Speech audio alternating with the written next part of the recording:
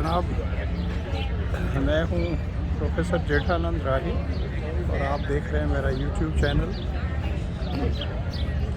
आज सुबह ही सुबह मैं जब उठा तो मेरी हैबिट है सबसे पहले यहाँ का जो लोकल मतलब जो टोरंटो का मेरा फेवरेट चैनल है CP24। CP24 जो है वो ऐसे है, शायद एक बार पहले मैंने आपको दिखाया था, उस पर सारी खबरें होती हैं। मतलब एक ही स्क्रीन पे आप देखें ना तो सबसे पहले दिन लिखा होगा कि आज का दिन क्या है, मंडे है तो MON लिखा होगा, फिर डेट लिखी होगी, साल नहीं लिखते महीना लिखते हैं, पहले महीना लिखते हैं, फिर डेट लिखी होगी, फिर टाइम भी लिखा होता है, टाइम सेकंड्स में चल रहा होता है कि इतने बज के इतने मिनट और इतने सेकंड हुए, और आपका जो टेम्परेचर है वो भी लिखा होता है कि टेम्परेचर कितना होता है और फील लाइक कितना होता है। अब ये हमारे मुल्क में भी अब तो खैर चलने लगा जब से ये स्मार्टफोन आए हैं कि टेम्परेचर तो जी इतना है लेकिन फील लाइक कितना है। तो हम तो बचपन से जो देखते आए उसमें ये फील लाइक वगैरह का तो हमें नहीं कुछ, हमें तो ये पता था कि भाई आज टेम्परेचर जो है लाड़काना में इतना हो गया है, वहाँ ये हो गया है और फिलहाल जगह पर इतना ज़्यादा हो गया, यहाँ नया रिकॉर्ड कायम हो गया है। तो उन्होंने इतना डराया सुबह को कि आज मौसम जो है बड़ी जी हीट वार्निंग है और आज टेम्परेचर टोरंटो में जो है वो फील लाइक जो है 30 हो जाए। अब फील लाइक 30, अब इनके लिए 30 ऐसे है जैसे पता नहीं क्या होता है। पाकिस्तान में तो आपको पता है 51 तक चला जाता है। तो इन लोगों को जब 51 सेंटीग्रेड का मेरे बेटे ने एक बार बताया तो कहते हैं oh my god I will melt there, कि मैं तो वहाँ पिघल जाऊँगा। तो यहाँ पर तो आपको पता है कनाडा में नॉर्थ में चले जाएँ तो हमारा जो सूबा है ओंटारियो जो प्रोविंस है हमारा, तो उसके नॉर्थ में 600 किलोमीटर, आप डायरेक्ट नॉर्थ में 600 किलोमीटर भी ऊपर चले जाएं तो वहाँ तक लोग रहते हैं। तो वहाँ के लिए मैंने एक मूवी देखी थी, वहाँ की ट्रू स्टोरी। तो वहाँ जो है वो टेम्परेचर जो है -50 तक चले जाते हैं। तो सर्दियों में बहुत ज़्यादा, जब दिसंबर का महीना हो या जनवरी का महीना हो तो फ्लक्चुएट तो होता रहता है, लेकिन समटाइम्स -60 तक भी चला जाता है।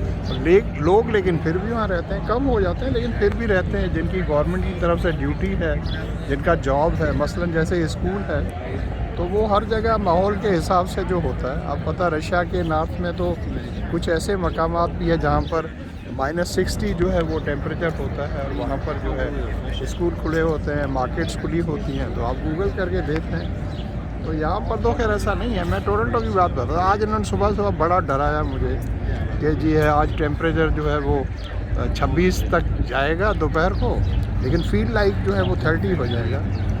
तो मैंने अपने बेटे से जिक्र किया, उसने कुछ नहीं बोला, आप बाहर चले जाएं। मैंने कहा जाऊँ या नहीं जाऊँ, उसने कहा आप चले जाएं, कुछ भी नहीं, आप बाहर जाएंगे तो वहाँ पर तो ठंडी हवाएँ होंगी और ये ऐसे ही इनके लिए तो जो है 26 और 30 जो है बहुत बड़ा टेम्परेचर है। और वही हुआ। फिर मैंने कहा कि चलो आज चलते हैं झील के किनारे। तो मेरा फेवरेट जो यहाँ स्पॉट्स तो काफ़ी हैं। ये लेक ओंटारियो है, पहले भी मैंने आपको एक बार दिखाया था। ओंटारियो जो है इसी झील के हवाले से जो, अब ये झील जो है वो फ्रेश वाटर जो है, जो कुदरती पानी है, मतलब समंदर का पानी नहीं है, ये पानी जो है बारिश का पानी है, बर्फ़ का पानी है। जो बर्फ़ है जहाँ पर भी जो बर्फ़ होती है तो वो पिघल कर आपको पता है अल्टीमेटली तो जैसे हमारे समुंदर में जाती है या हमारे दरियाओं में आती है। तो ये कैचमेंट एरियाज़ होते हैं। अब जो आप समझते हैं, आजकल के बच्चों का तो इतना इंटरेस्ट नहीं, लेकिन जो इंटेलिजेंट बच्चे हैं उनको पता है। आप ऊपर चले जाएं, मतलब जहाज़ से मैं तो कई बार मैंने सफ़र जब भी किया है तो मुझे तो बड़ा इंटरेस्ट होता है। मैं खिड़की वाली सीट लेता हूँ और नीचे देखता हूँ। तो एक बार बलूचिस्तान की तरफ से आ रहा था तो पता नहीं उस जहाज़ को क्या सोची, मेरी ये ख्वाहिश थी कभी कि भाई कभी मैं जहाज़ में इस तरह सफ़र करूं कि मुझे ये दरिया सिंध के साथ साथ मैं आऊं और समंदर की तरफ जो जाता है वो मैं देखूं कि किस तरह से वो उसमें क्या होता है, उसकी शेप्स जो है वो रिवर की कैसे चेंज होती है, रिवर कैसे दरिया सिंध कैसे डिवाइड होता है, और फिर आखिर में जो है वो किस तरह से छोटे छोटे जो है नालियों में जो आखिर में जो अल्टीमेटली जो है वहाँ पर जाकर जो है वो समंदर के अंदर जो है वो पानी गिरता है। तो बाई चांस ये मेरा ख्याल है पता नहीं कौन सा मौसम था, तो पानी वानी भी अच्छा था और वो 747 था। वाहिद वक्त साहब भी मेरे साथ थे। तो मुझे लगता है ये है कि कराची एयरपोर्ट पे शायद उनको कहा गया था कि आप थोड़ा डिले करें, तो इसलिए उन्होंने बहुत बड़ा टर्न लिया, वरना तो नॉर्मली कराची का रूट मुझे पता है, आप अगर इस्लामाबाद से आ रहे हो तो किस तरह से उनका एरियल रूट बना हुआ है और कराची में वो लैंड करने के लिए कैसे आते हैं। लेकिन उस दिन शायद उनको कहा गया होगा कि आप इतने मिनट डिले करें, क्या करें, तो मेरी ख्वाहिश इस तरह पूरी हो गई। तो उन्होंने, भाई साहब ने जो है पूरा जो है वो अपना जो है वो दरिया के साथ साथ चले और फिर जो है वो अपना मतलब चलते गए तो फिर हैदराबाद का वो कोटरियाला ब्रिज, वो भी उसके ऊपर से होते हुए, काफ़ी ऊपर थे। हाइट तो आप 7 की जो आपको पता है बहुत ऊपर होती है, लेकिन मैं जो कि खिड़की की साइड पर था तो मैं सारा देख रहा था। तो उसमें फिर ऊपर से जब हम आ रहे थे बलूचिस्तान की साइड से या वहाँ से, तो मैंने देखा कि तमाम जो हिल्स हैं या माउंटेन्स हैं या पहाड़ी इलाके हैं, तो वहाँ से वो नेचर की तरफ से जो बारिशें होती हैं पहाड़ों पर। बलूचिस्तान में तो आपको पता है स्नो तो बहुत रेयर जो कोयटा साइड पर कहीं होगी, लेकिन पानी बारिशें तो होती हैं, आपको पता समटाइम्स। तो वो मैंने देखा सारा एक किस्म का ऐसे लगता है जैसे कुदरत की तरफ से कोई बहुत बड़ी पेंटिंग बनी हुई, और उसमें साफ आपको नज़र आ रहा है कि ये पानी की गुजरगाहें हैं, और वो पानी अल्टीमेटली आपको वो बिल्कुल क्लियर नज़र आ रहा है कि वो दरियाए सिंध में जाकर वो सारा पानी गिर रहा है और फिर इस तरह से ये दरिया बनते हैं, आपको पता है। तो यहाँ भी ये लेक ओंटारियो का मैं बता रहा था आपको, ये किस तरह बनी होगी, अब पता नहीं कितने मिलियंस ऑफ ईयर्स पहले बनी होगी, लाखों साल पहले बनी होगी। तो जहाँ भी डिप्रेशन होती है, अब डिप्रेशन को आप यूँ समझ लें बहुत बड़ा खड्डा होता है, या जैसे सिंधी में कहते हैं तो लाहवारी हूंदिया है, उर्दू में आप कहेंगे कि जहाँ पर भी ज़मीन के अंदर जो है वो नीचे होगी ज़मीन, आप पानी डालकर देख लें ना गिलास से, अपने फ़र्श के ऊपर पानी डाल के देख लें, तो जहाँ पर भी आपका फ़र्श जो है नीचे की तरफ होगा तो पानी उस तरफ जाता है, स्लोप की तरफ जो है। तो इसी तरह ये झील बनी, बहुत बड़ी झील है, पता नहीं कितने हज़ार स्क्वायर इसका किलोमीटर का एरिया है, और ये कनाडा में नंबर 2 है। नंबर 1 तो इससे भी बहुत बड़ी एक झील है, वो भी अगर मैं गलत नहीं हूँ तो if I am not wrong, वो भी शायद हमारे ही सूबे में है, ओंटारियो में ही।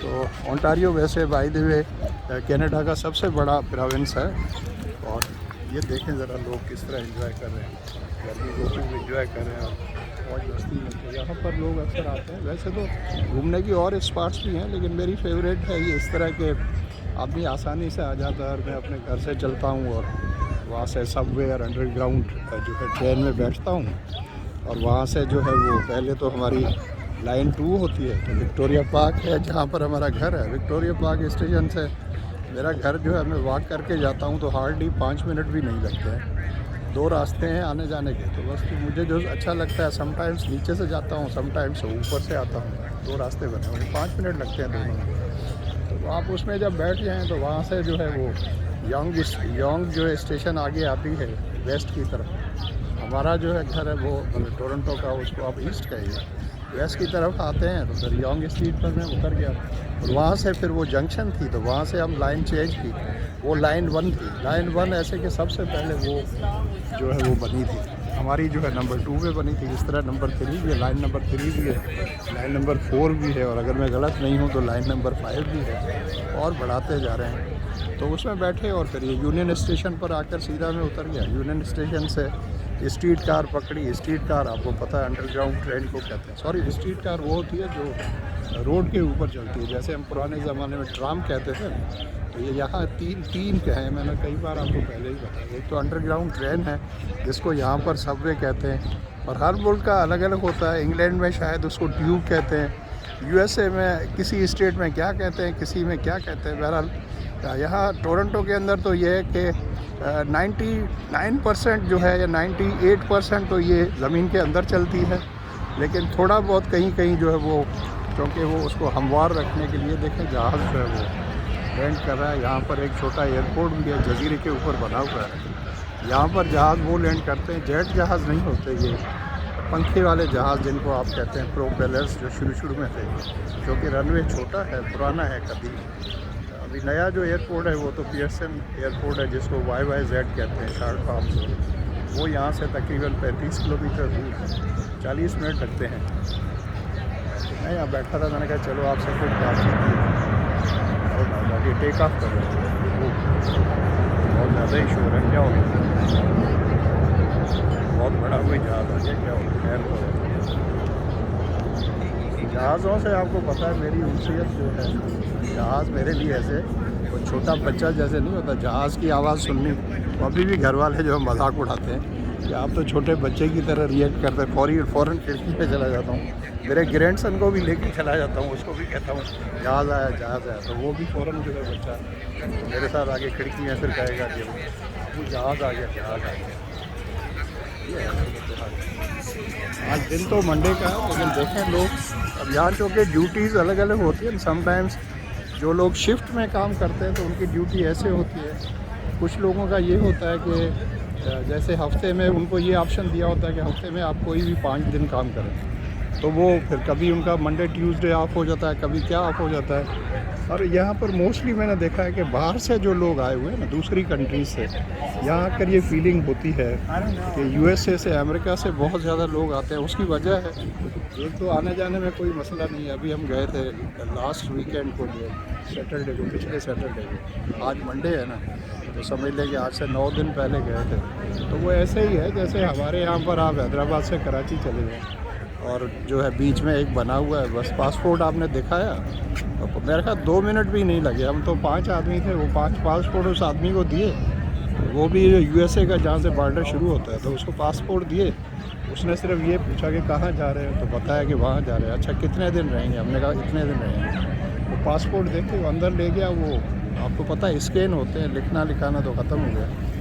उन्होंने स्कैन किया और मेरा 2 मिनट के बाद आके दिया और कहा बस खत्म, 2 मिनट्स जो है। ये तो 9/11 के बाद होने लगा है कि पासपोर्ट अब देखना करना, वरना उससे पहले कनाडा और अमेरिका तो ये था कि आप अपना वहाँ से सिर्फ वो दिखाते थे, अपना हेल्थ कार्ड दिखा दें, अपना जो शनाख्ती कार्ड है वो दिखा दें, शनाख्ती कार्ड को या ड्राइविंग लाइसेंस दिखा दें, तो सिर्फ दिखा के चले जाते थे, पासपोर्ट की भी ज़रूरत नहीं। ये तो 9/11 के बाद जो है चूँकि बहुत ज़्यादा जो है मामला ख़राब हो गया, तो इस वजह से अब लोगों को, मतलब यूएसए को, अमेरिका को ये मतलब उनको डर लगा रहता है कि ऐसा ना हो कि कनाडा में कोई इस तरह के आदमी आ गया हो निगेटिव टाइप का, और वो आगे जाकर उनके मुल्क के लिए कोई रिस्क, इसलिए ये थोड़ा पासपोर्ट वगैरह या वीज़ा का चक्कर इन्होंने रख दिया है। लेकिन काफ़ी लिबरल है, सिर्फ ये पूछते हैं कि आपके पास कोई सामान तो नहीं, ऐसा प्रोहिबिटेड तो नहीं।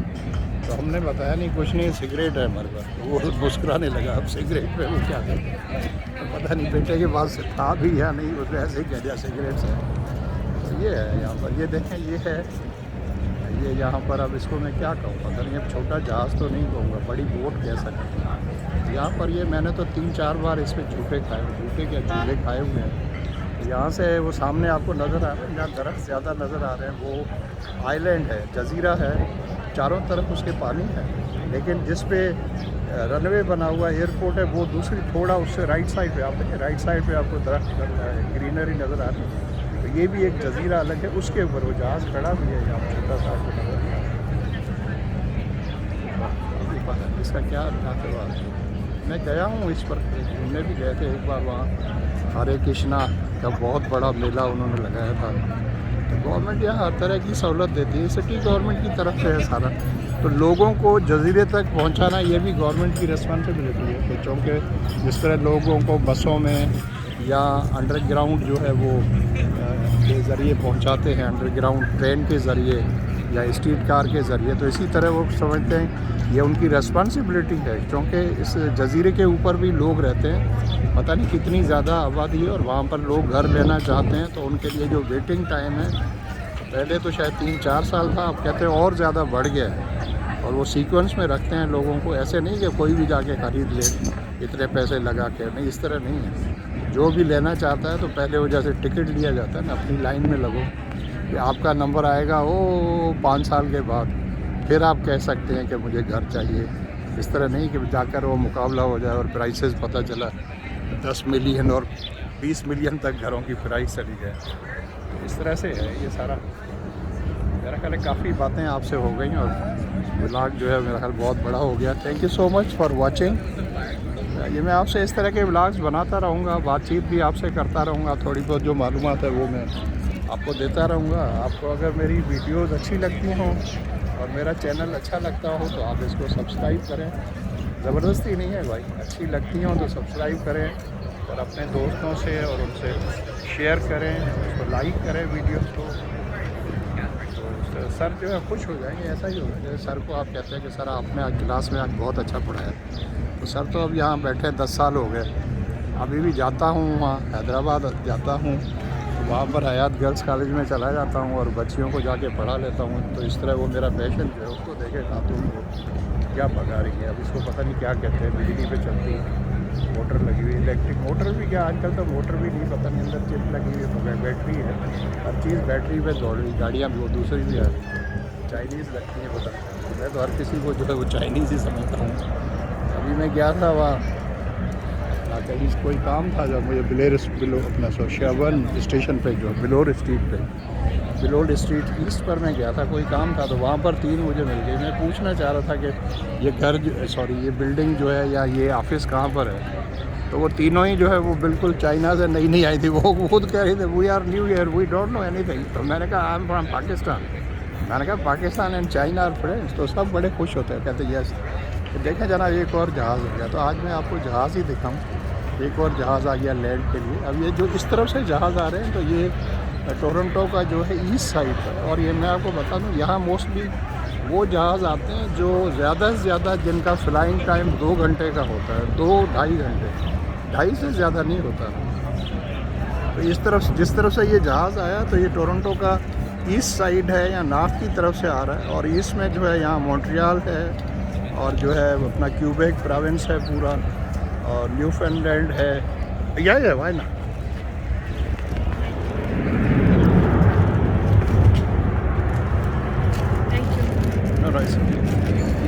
सो चलें, काफ़ी बातें होंगी आपसे। Thank you so much. आप अपना और अपने घर वालों का बहुत ज़्यादा ख्याल रखिएगा। Thank you, love you all.